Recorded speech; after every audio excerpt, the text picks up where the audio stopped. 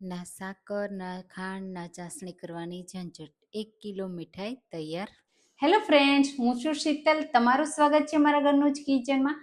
આજે આપણે બનાવીશું માત્ર 1 નાળિયેર અને 1 કિલો મીઠાઈ તૈયાર થશે. એકદમ સુપર સોફ્ટ છે, સુપર હેલ્ધી છે.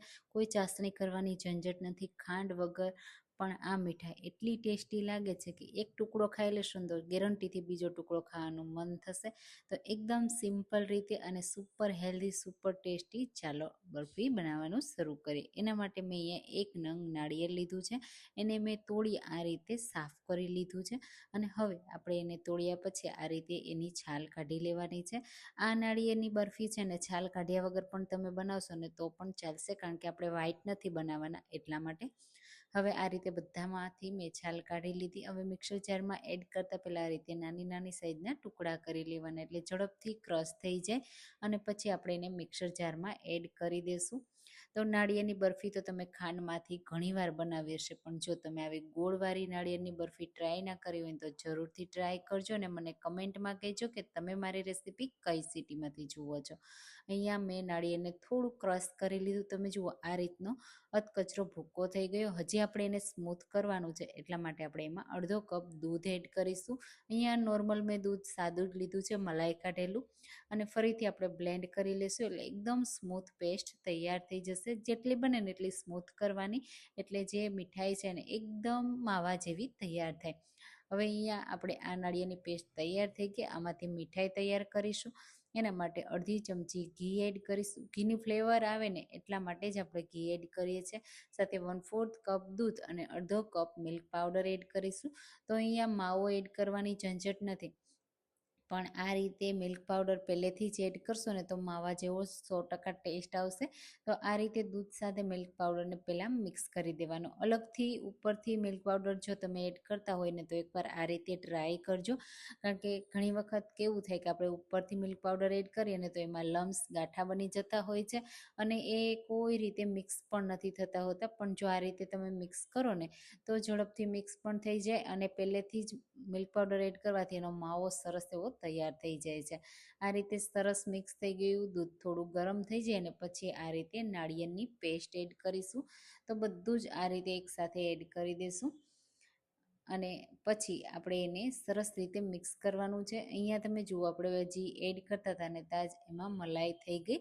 બસ એ જ રીતે સરસ મિક્સ કરવાનું. જેમ જેમ તમે મિક્સ કરશો ને એમ સરસ એવો મિલ્ક પાવડરનો કલર છે ને આવી જશે ને હલકું મિક્સર છે ને એ બ્રાઉન ટાઈપ થઈ જશે. મતલબ બ્રાઉન તો નહીં થાય પણ થોડો ડાર્ક કલર થઈ જશે. તો બસ હવે આમાં જે દૂધનો ભાગ છે ને એ બધો બળી જાય ને ત્યાં સુધી આપણે એને સતત ચલાવતું રહેવાનું છે. બીજું કોઈ એડ વસ્તુ નથી કરવાની. આપણે અહીંયા કોઈ પણ જાતની ચાસણી પણ નથી કરવાની, એટલે 2 જ મિનિટમાં બધું દૂધ છે ને બળી જશે. હવે આ રીતે થોડો હલકો કલર ચેન્જ થઈ ગયો, તમે જુઓ. હજી પ્રોપર દૂધ બળ્યું નથી. હજી હું એને ચલાવું છું, પણ આપણે એને ચલાવતા ચલાવતા 3 થી 4 મિનિટનો સમય લાગશે. ત્યાં સુધી આપણે એને ચલાવવાનું છે અને વચ્ચે વચ્ચે આ રીતે ચલાવતા જશું. ત્યાં સુધીમાં આપણે એમાં એડ કરવાનો ગોળ તૈયાર કરી લઈએ. તો એના માટે મેં અહીંયા દેશી ગોળ લીધો છે, એને આપણે સમારી લેશું. આ જે ગોળ છે ને એ મારો સોફ્ટ જ છે. તમારો જો ગોળ હાર્ડ હોય ને તો એ રીતે તમારે ખમણીને પણ લઈ શકાય છે. અને એકદમ મેં બ્રાઉન કલર જેવો આવે ને એવો દેશી ગોળ લીધો છે. એનાથી આ મીઠાઈનો કલર પણ સારો આવશે અને દેશી ગોળ હેલ્થ માટે પણ બહુ સારો એવો હોય છે. તો આ રીતે તમે જુઓ, થોડી વાર મેં ચલાવ્યું ને આપણે ગોળ કટ કર્યું ને ત્યાં દૂધ છે ને બધું બળી ગયું અને મિક્સર આ રીતે થોડું ડ્રાય થવા લાગ્યું છે. બસ આ રીતે થોડું ડ્રાય થઈ જાય ને પછી આપણે એમાં ગોળ એડ કરી દઈશું. જો પહેલેથી દૂધવાળા ભાગમાં ગોળ એડ કરશું ને તો કૂક થતાં બહુ વાર લાગશે. એટલે આ રીતે, અને ગોળની ચાસણી પણ થઈ જશે તો મીઠાઈ થોડી કડક થશે. આપણે સોફ્ટ રાખવાની છે, એટલે આ રીતે દૂધ બળી જાય ને પછી જ ગોળને એડ કરવાનો અને પછી મિક્સ કરવાનું. જેમ જેમ મિક્સ કરશો ને એમ સરસ એવો બ્રાઉન કલર આવી જશે. મીઠાઈનો કલર અહીંયા બ્રાઉન સરસ લાગે છે અને તમે વ્હાઈટ ગોળ એડ કરો ને તો હલકો તમને બદામી કલર જેવો આ મિક્સરનો એટલે કે આ મીઠાઈનો ટેસ્ટ આવશે. તો આ રીતે બધો ગોળ સરસ રીતે મિક્સ થઈ ગયો. મિક્સ થશે ને એટલે થોડું પાણી બનશે અને મિક્સર થોડું ઢીલું થશે, પણ થોડી વાર માટે આપણે એને ચલાવશું ને એટલે ડ્રાય થઈ જશે.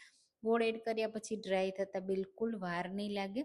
પેનથી અલગ થવા લાગે અને તમને એવું લાગે કે હવે એમાં પાણીનો ભાગ બિલકુલ નથી, ત્યારે એમાં ફ્લેવર માટે એલચી પાવડર એડ કરી દેશું. મેં અહીંયા એલચીના ઝીણા ઝીણા દાણા એડ કર્યા છે, એટલે એકદમ થોડા એડ કર્યા છે. તમે પાવડર એડ કરતા હોય તો અડધીથી 1 ટીસ્પૂન એડ કરી શકો છો. અને હા, તમારે જો ડ્રાયફ્રૂટ એડ કરવા હોય ને તો આ સમયે તમારે ડ્રાયફ્રૂટ પણ એડ કરી દેવાના અને સરસ રીતે મિક્સ કરી લેવાનું. આ રીતે તમે જુઓ ફોલ્ડ કરો ને તો એકદમ ડ્રાય છે, અને મિક્સરને આ રીતે તમે હાથમાં લ્યો ને તો બસ એનો બોલ્સ બનવો જોઈએ, બિલકુલ આંગળીમાં ચોંટવું ના જોઈએ. તમે જુઓ આ રીતે એનો હલકો બોલ્સ બને છે. બસ આવો બોલ્સ બને ને ત્યાં સુધી આપણે એને કૂક કરવાનું છે. મિક્સર ડ્રાય થઈ ગયું છે તો નીચે ઉતારી લેશું. કોઈ પણ ટ્રે કે પ્લેટમાં આપણે સેટ કરવા માટે રાખીશું. મેં અહીંયા બટર પેપર લગાવ્યું છે, તમે બટર પેપર લગાવ્યા વગર પણ સેટ કરશો ને તો પણ સેટ થઈ જશે. અને આ મીઠાઈને જો તમારે તરત જ ખાવી હોય ને તો તમારે એને ફ્રીઝમાં રાખી સેટ થવા દેવાની અને પછી એને કટ કરવાની.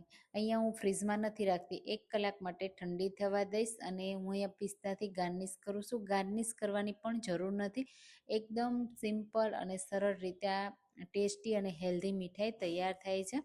તો આ રીતે થોડું પ્રેસ કર્યા પછી 1 કલાક ઠંડી કરી અને પછી આ રીતે આપણે એને કટ કરીશું. તમે જો એકદમ સરસ ડ્રાય થઈ ગઈ. મેં પંખા નીચે રાખી હતી ને તો તરત જ સેટ પણ થઈ ગઈ. હવે આ રીતે વચ્ચે કટ લગાવી દેશું અને મનગમતા શેપમાં તમે કટ કરીને તૈયાર કરી શકો છો. એકદમ સિમ્પલ પણ સરળ અને આસાનીથી તહેવારોમાં પણ ખાઈ શકાય અને હેલ્ધી પણ છે, ટેસ્ટી પણ છે. જેમાં પછી જો તમને ગળ્યું ખાવાનું મન થતું હોય ને તો દરરોજ આ એક ટુકડો ખાઈ લો ને તો પણ મજા આવી જાય, એટલી સુપર ટેસ્ટી અને સુપર હેલ્ધી છે. હવે આ મીઠાઈને તમને એવું લાગશે કે આ રીતે બનાવી છે તો એને સ્ટોર કઈ રીતે કરવી, પણ એને સ્ટોર કરવા માટે જો તમારે એકદમ સોફ્ટ રાખવી હોય ને તો આ રીતે 1 થી 2 નાળિયેરની બનાવવાની, એટલે 2 થી 3 દિવસમાં પૂરી થઈ જાય. તો તમારે ફ્રીઝમાં નહીં રાખવી પડે, નહીં તો તમે ફ્રીઝમાં રાખો ને તો 10 થી 15 દિવસ સુધી સારી રહેશે, ખરાબ નહીં થાય. અને એકવાર આ રીતે બનાવી લેશો ને તો વારંવાર આ જ રીતે બનાવશો, એની ગેરંટી છે. એકદમ સુપર સોફ્ટ છે, સુપર હેલ્ધી છે. મોંમાં મૂકતા જ પાણી પાણી થઈ જાય, પીગળી જાય અને દાંત વગર પણ ખવાઈ જાય ને એવી આ મીઠાઈ છે. તો તમે પણ આ રેસીપી જલ્દીથી જલ્દી ટ્રાય કરો.